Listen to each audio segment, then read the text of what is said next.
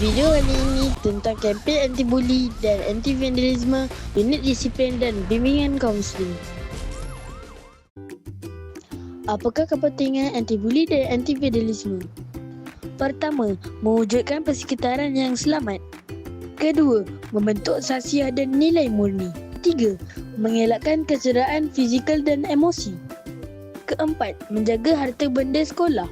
Kelima, mewujudkan budaya sekolah yang positif. Dan keenam, mewujudkan murid berdisiplin dan bertanggungjawab. Apakah cara-cara anti-bully dan anti-vandalisme? Nombor 1, pendidikan kesedaran. Nombor 2, memupuk nilai murni. Nombor 3, peraturan dan penguatkuasaan sekolah. Nombor 4, pengawasan guru dan pengawas sekolah. Nombor 5, mengadakan kempen sekolah. Nombor 6, melaporkan kejadian. Apakah kesan negatif anti-bully dan anti-vandalisme? Pertama, mangsa berasa takut dan tertekan. Kedua, menjejaskan pelajaran. Ketiga, kerosakan harta benda. Keempat, mencemarkan imej sekolah.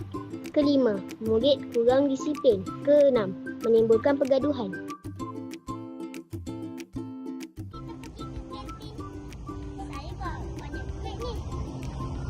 Kalau begitu, jika kita beli makanan secara sederhana.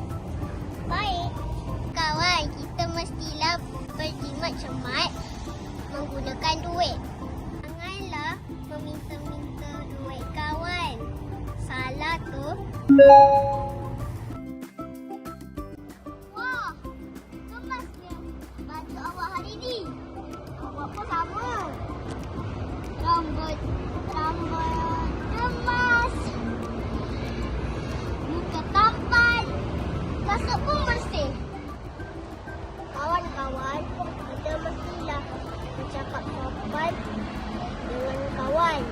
Jangan mengejek-ngejek dan cakap kasar dengan kawan tau. Pak I, nak pinjam pemadam boleh? Boleh? Terima kasih, sama-sama. Kita mestilah minta izin kawan sebelum meminjam barang kawan. Janganlah terus ambil sahaja. Minta izin je. Nak jadi murid yang pandai tak?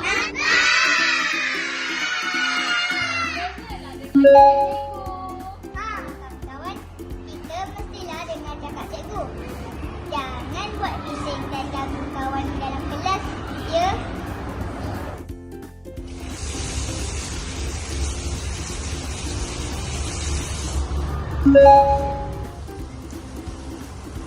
Kawan, kita mestilah menjaga kebersihan tandas, merosakkan dan kotorkan tandas, ya.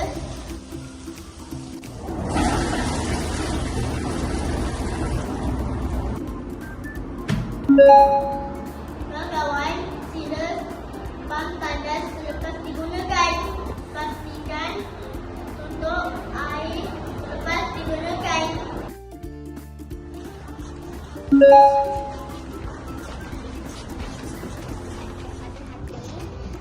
Cik langkah, jangan lupa kata kawan, ya. Wow, banyaknya makanan di sini. Baiklah, beli nasi lemak lah. Kawan, kita mestilah beratur semasa membeli makanan. Barangnya foto barisan, ya. Kita mestilah menjauhi bully dan vandalisme di sekolah. #StaraBitara anti-bully dan anti-vandalisme. Ingat, jangan bully, jangan vandalisme.